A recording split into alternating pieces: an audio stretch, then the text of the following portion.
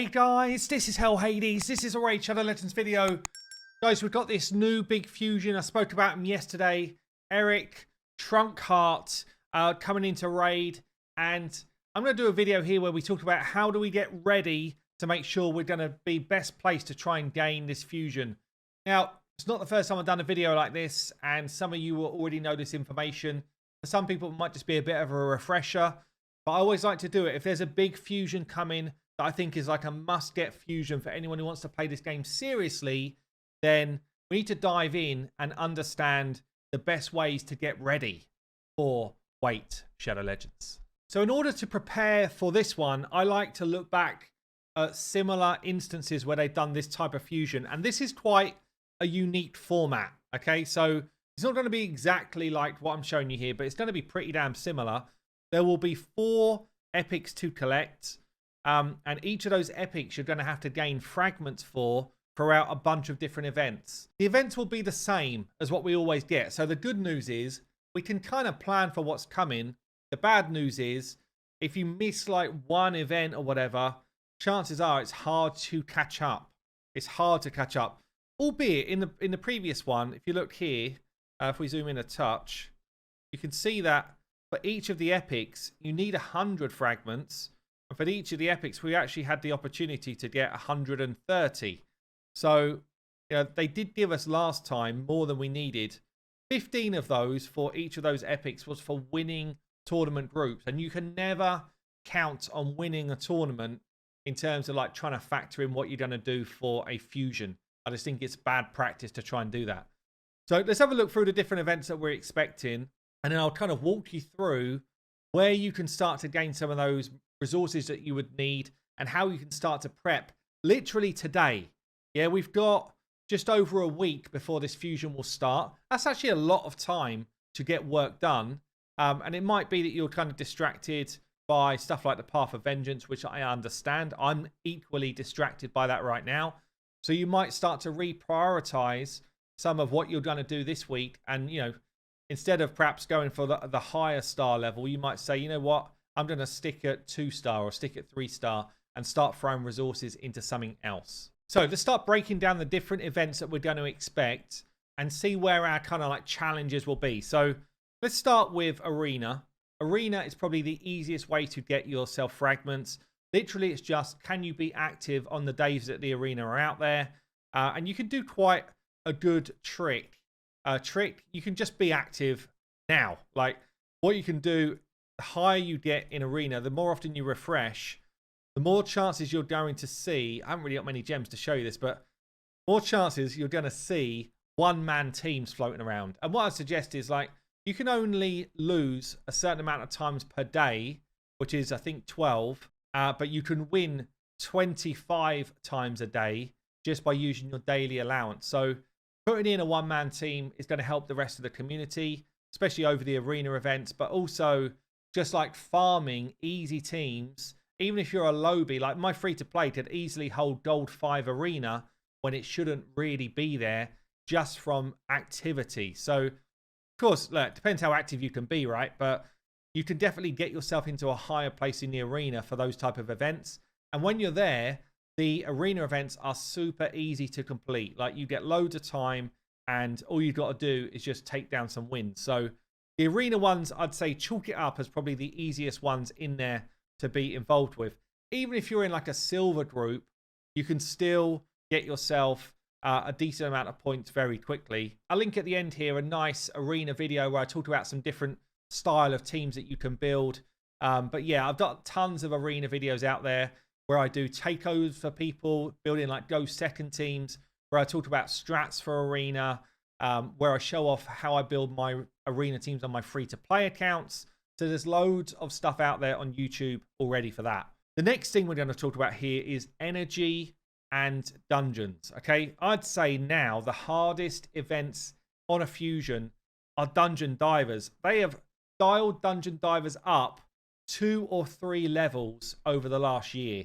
Like these now become the massive stopgap for people. Okay, at the same time, you want to be kind of like doubling up your points between a dungeon diver event and whatever the dungeon is that's going on. So I guess for the dungeons, pretty much it's like 1 energy gives you 1 point in a dungeon event. And you normally need something like 2,250 points. So you're talking about 2k energy to complete any of the dungeon events. You'll do that way quicker than you do the dungeon diver that it's aligned to.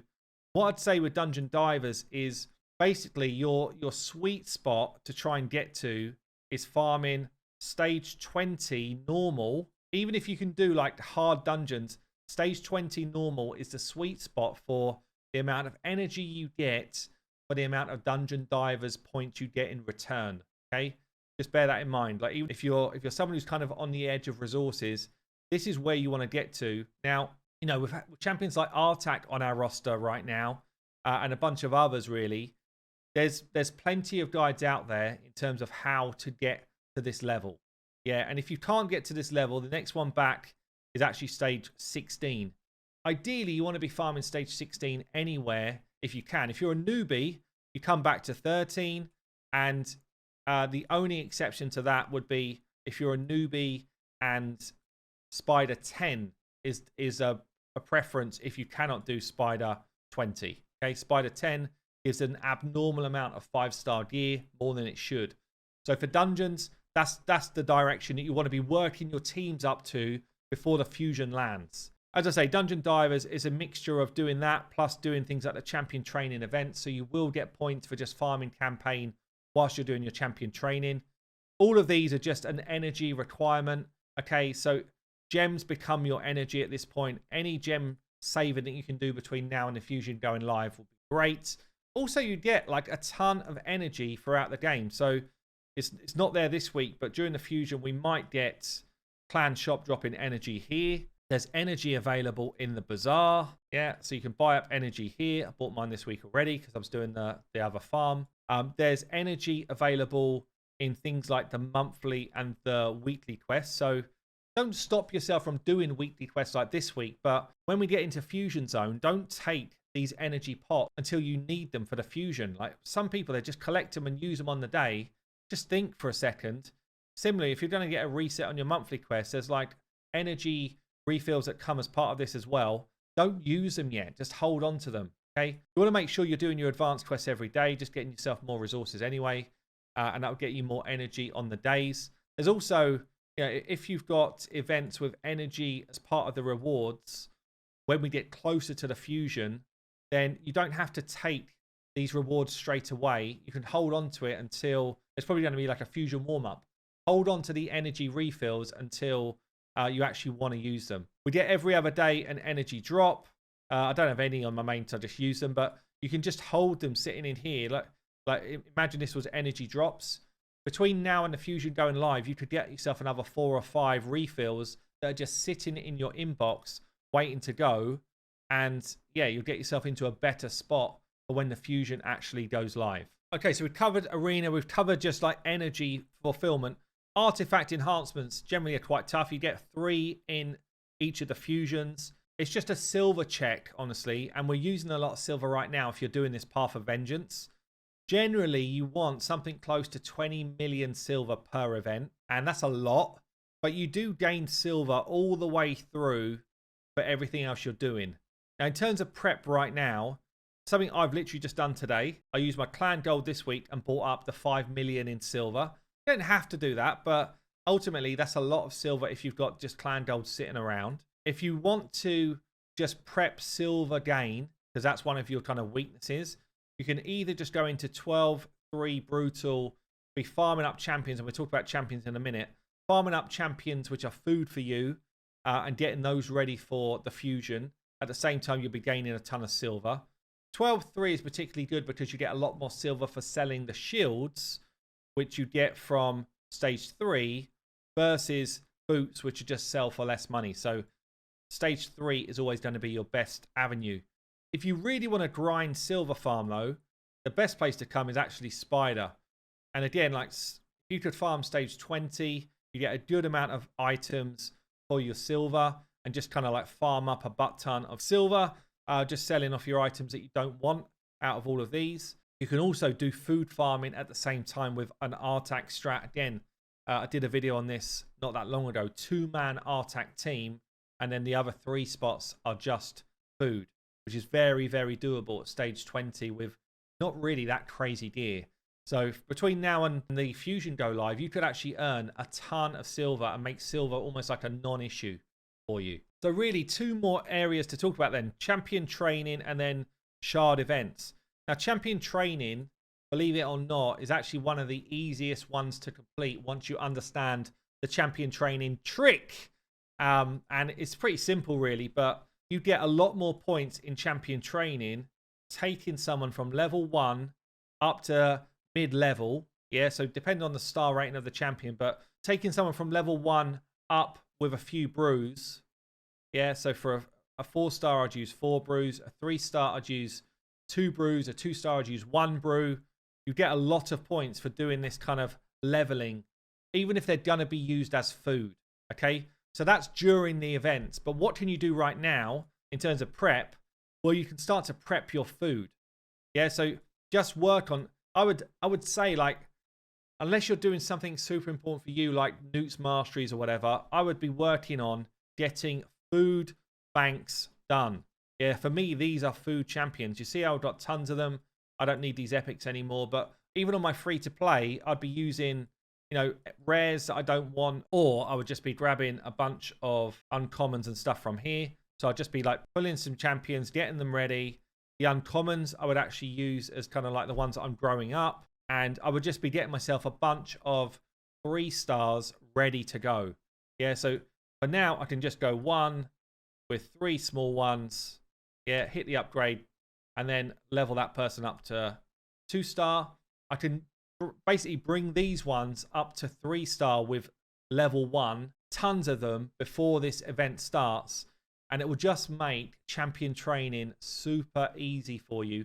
At the same time as doing that, because you'll be doing it in campaign, you'll be getting your silver farm done, or you'll be doing it in Spider.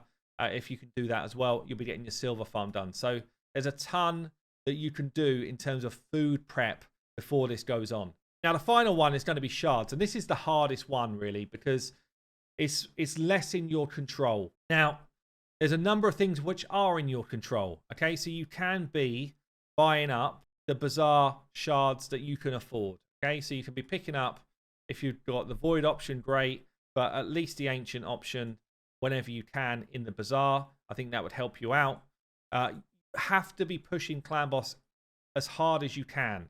Yeah, so ideally get your, well, it depends what your account looks like, but ideally you get yourself a minimum brutal. But honestly, as soon as you unlock Ultra Nightmare, you will get shards every single day. Not necessarily sacred shards, but you will get some sort of shard just about every day. And it just makes it so much easier to do these fusions because shard count tends to be your weakness. You could be farming up the Doom Tower right now. Even if you can only do normal, we've got tons of guide videos to help you do this. You know, the further you get up, you start to grab the odd shards on the way. You know, 3 void shards from Doom Tower might be the difference between you doing this fusion or not. And equally, if you can do hard, then there's sacreds up for grabs at the top of this one. A couple of sacreds.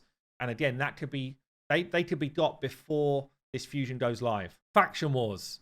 The amount of people that sit on Faction Wars and don't just give it a little bit of effort.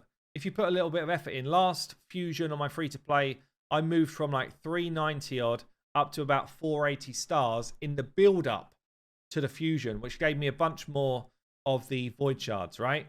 So it's simple stuff. We've looked at teams before. Sometimes it's a case of just making a couple of your champions level 40 and giving them level 8 gear. And that's enough to move from like farming stage 1 or 2 all the way up to killing the first boss and moving beyond that. Do that on all of the factions. Before you know it, you're earning loads of extra rewards getting ready for this fusion. Have you done already Nightmare campaign? Have you already got your sacred shard from this? Do you own Paragon? Yeah, there's a bunch of ways to do this. It's actually hard. This is one of the hardest kind of like bits of content in the game, honestly, beating Mortu Macabre on Nightmare. But again, there's guides out there which will help you do it. And if you've got Paragon, then it's super easy to do. So, you know, the Paragon cheese can help you get through that. There's a few other things to be watching out for as well. Like, You know, where are you at on your daily login rewards? Are you close to getting champions? Can you try and tie that in with when a champion chase would happen, for example? Some of these things are a little bit out of your control, but it's also like, how many shards are you due generally? Are you going to be due shards for your daily logins? Are you going to be due shards on your monthly quests? And, you know, you just need to be starting to do the math around, how many am I actually going to have? Is it going to be possible? Do you have already your referrals done? Could you get yourself 2 personal referrals done, 3 personal referrals done? You've got enough time to get to this void shard before the fusion goes live. I don't think you've got enough time to get to a sacred, but you could definitely hit level 30 on 3 different accounts very, very quickly doing the self-referral stuff, which would also give you a champion to pull as well. And the champions are another way of having points. So in terms of shards, you've got 2 events. You've got the summon rush. Generally, this is. Sometimes they do a bit of a sneaky on us, but generally you've got the summon rush, which is all about pulling shards. And generally, you want to save sacreds and potentially voids for this. And then champion chase is about just gaining champions. So if you've got, for example, Doom Tower champions ready to pull, like I've got 2 here, just holding them. I'm just waiting for the next champion chase event during a fusion, because this is worth 500 points to me, and this is worth 250 points to me. If you're not in the place that you've got these type of champions, but you are in a place that you can get yourself either Broadmoor, Relic Keepers, you could get yourself, if you haven't done your Raz infusion yet, any of those epics. All of that prep you can be doing right now, as well as do it, you know, that's giving you champion training and giving you silver gain, whilst getting ready to earn yourself points for a champion chase. You've still got enough time. I don't think mine are in here. I think I bought them up, have I? But you've still got enough time. No, I haven't. To buy up 10 copies of these 2 guys, which will get you towards your Broadmoor fusion. Yeah, it says there's a bunch of things you can do that's in your control. It doesn't mean it's easy. I'm not saying it's easy. The shard events are always tough, especially if you're free to play. But there are things you can do. You could be looking in the market, and every time it refreshes, buy up every single mystery shard that you see. Yeah, every single one.